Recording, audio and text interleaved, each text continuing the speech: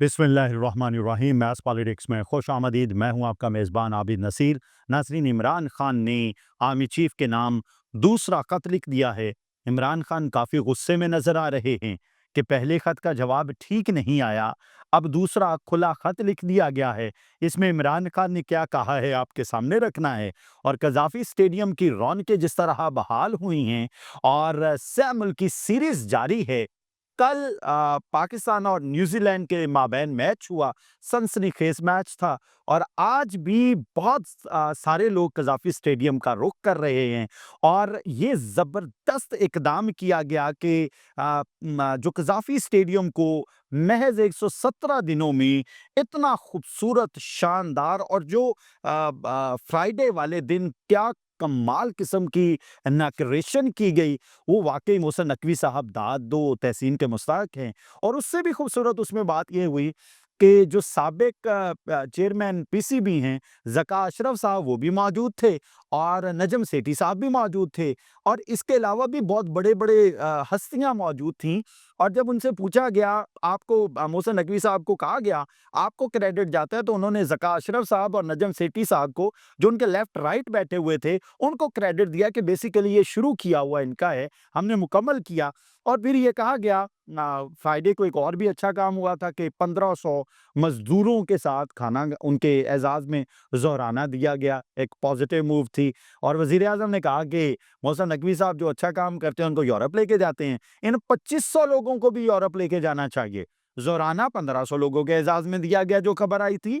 लेकिन उसके बाद वज़ीर-ए-आज़म शहबाज़ शरीफ ने कहा कि 2500 लोगों को यूरोप लेके जाना चाहिए। लेट्स सी जी। और 117 दिनों में ये काम मुकम्मल होना is a wonderful thing. But Imran Khan का जो दूसरा खत है, ये बड़ा इम्पोर्टेंट है और इस वक्त सबसे ज़्यादा इम्पोर्टेंस इख्तियार कर गया है कि इमरान खान रुके नहीं हैं, इमरान खान झुके नहीं हैं, इमरान खान उसी तरह से जो आगे बढ़ते जा रहे हैं। मैं बताता हूँ कि पहले इस खत के मंदरजात डिस्कस कर लेते हैं, उसके बाद मैं आपको बताता हूँ कि इस खत के बाद होने वाला क्या है। फ़ौज उसका मतन क्या है? फ़ौज एक अहम इदारा है, मगर इसमें बैठी चंद काली भेड़ें पूरे इदारे को नुकसान कर रही हैं। फ़ौज एक अहम इदारा है, मगर इसमें बैठी चंद काली भेड़ें पूरे इदारे का नुकसान कर रही हैं। मुझे सिर्फ़ और सिर्फ़ अपनी फ़ौज के तासुर और अवाम व फ़ौज के दरमियान बढ़ती ख़लीज के मुमकिना मुज़मरात की फ़िक्र है। ये कहा है इमरान खान ने। और फिर जब इस खत की तफ़सील में आते हैं, तो वो बड़ा हैवी है। जब उन्होंने कहा कि बढ़ती खलीज के मुमकिना मज़मरात की फ़िक्र है, जिसकी वजह से मैंने ये ख़त लिखा। मैंने जिन 6 नुकात की निशानदही की, उन पर अगर अवामी राय ली जाए तो 90% अवाम इन नुकात की हमायत करेगी। ये इमरान खान ने, ये पहले ख़त की बात कर रहे हैं इमरान खान। अब फिर क्या होता है जी? अ, दूसरा खत वज़ीर-ए-आज़म ने, साबिक़ वज़ीर-ए-आज़म ने army chief general Asim Munir के नाम दूसरा खत तहरीर किया, जिसमें उन्होंने लिखा कि मैंने मुल्क व कौम की बेहतरी की खातिर नेक नियति से आपके नाम खुला खत लिखा, ताकि फ़ौज और अवाम के दरमियान दिन-ब-दिन बढ़ती खलीज को कम किया जा सके।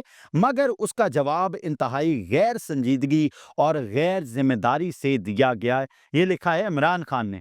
पाकिस्तान का साबिक़ वज़ीर-ए-आज़म और मुल्क की सबसे मकबूल और बड़ी सियासी जमात का सरबराह, मैंने अपनी सारी ज़िंदगी आलमी सतह पर मुल्क को, कौम का नाम रोशन करने में गुज़ारी। 1970 से अब तक मेरी 55 साल की पब्लिक लाइफ़ और 30 साल की कमाई सबके सामने है। मेरा जीना और मरना सिर्फ़ और सिर्फ़ पाकिस्तान में है। फिर इमरान खान लिखते हैं कि दहशतगर्दी के खिलाफ जंग में कामयाबी के लिए ज़रूरी है कौम फ़ौज के पीछे खड़ी हो, लेकिन अफ़सोसनाक अमर है कि एस्टेब्लिशमेंट की पॉलिसियों और इन गैर कानूनी इक़दामात की बदौलत अवाम में फ़ौज की बदनामी मुसलसल बढ़ रही है। ये सब फ़ौज की हलफ की खिलाफ वर्जी है। किसी भी मुल्क की फ़ौज अपने शहरियों के साथ ऐसा सलूक नहीं करती, बल्कि ऐसा सलूक तो काबिज़ फ़ौजें करती हैं, जो खुद को हर आइन और कानून से बालातर समझती हैं। खत में उनका कहना था कि परिपोल धांधली। और फिर उन्होंने कहा, और इलेक्शन के नताए तब्दील करके अर्दली हुकूमत कायम करना। ये तीसरी दफ़ा इमरान खान इस हुकूमत को अर्दली हुकूमत कह रहे हैं। मैंने वज़ाहत की थी एक व्लॉग में कि अर्दली हुकूमत वो हुकूमत होती है जिसके ऊपर कोई बैठा हुआ होता है और वो सिर्फ टैबूज़ होते हैं और उन्हें जिस तरह हिलाया जाता है वो हिलते हैं और काम करते हैं। عدلیہ پر قبضے کے لیے پارلیمنٹ سے گن پوائنٹ پر 26ویں آئینی ترمیم کروانا اور پاکٹ ججز بھرتی کرنا، ظلم و جبر کے خلاف اٹھنے والی آوازوں کو بند کرنے کے لیے پیکا جیسے کالے قانون کا اطلاق کرنا، سیاسی عدم استحکام اور جس کی لاٹھی اس کی بھینس کی ریت ڈال کر ملک کی معیشت کی تباہی، ملک کی سب سے بڑی جماعت کو مسلسل ریاستی دہشت گردی کا نشانہ بنانا اور تمام ریاسی اداروں کا اپنے فرائض چھوڑ کر سیاسی انجینئرنگ اور سیاسی انتقام میں شامل کرنا نہ صرف عوامی جذبات کو مجروح کر رہا ہے بلکہ عوام اور فوج میں خلیج کو بھی مسلسل بڑھا رہا ہے۔ بانی چیئرمین نے کہا کہ گن پوائنٹ پر کروائی گئی 26ویں آئینی ترمیم کے ذریعے عدالتی نظام پر قبضہ اور کورٹ پیکنگ کا مقصد انسانی حقوق کی پامالیوں اور انتخابی فراڈ کی پردہ پوشی اور میرے خلاف مقدمات میں من پسند فیصلوں کے لیے پاکٹ ججز بھرتی کرنا ہے تاکہ عدلیہ میں کوئی شفاف فیصلے دینے والا نہ ہو۔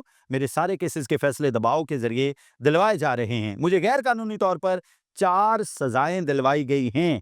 میرے خلاف فیصلہ دینے کے لیے جج صاحبان پر اتنا دباؤ ہوتا ہے کہ ایک جج کا بلڈ پریشر 5 مرتبہ ہائی ہوا اور اسے جیل ہسپتال میں داخل کروانا پڑا۔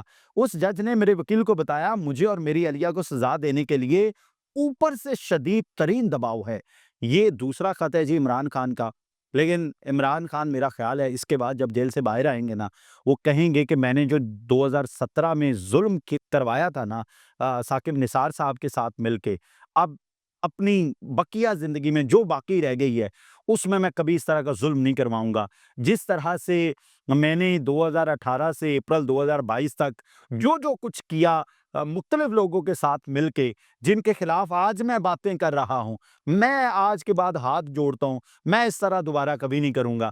بہرحال جی ایک اچھی موو ہے، عمران خان کو ادراک ہو گیا، یہ کافی ہے کہ یہ اگر ہم سیاستدان سسٹم کو اس طرح سبوتاژ کریں گے تو تخت کے بخت سے یکلخت اتارا ہوا شخص تو نے دیکھا ہے کبھی جیت کے ہارا ہوا شخص۔ میری دعا ہے اللہ تعالیٰ پاکستان اور پاکستان میں بسنے والوں کو خیر کرے۔ اجازت دیجیے، اللہ حافظ۔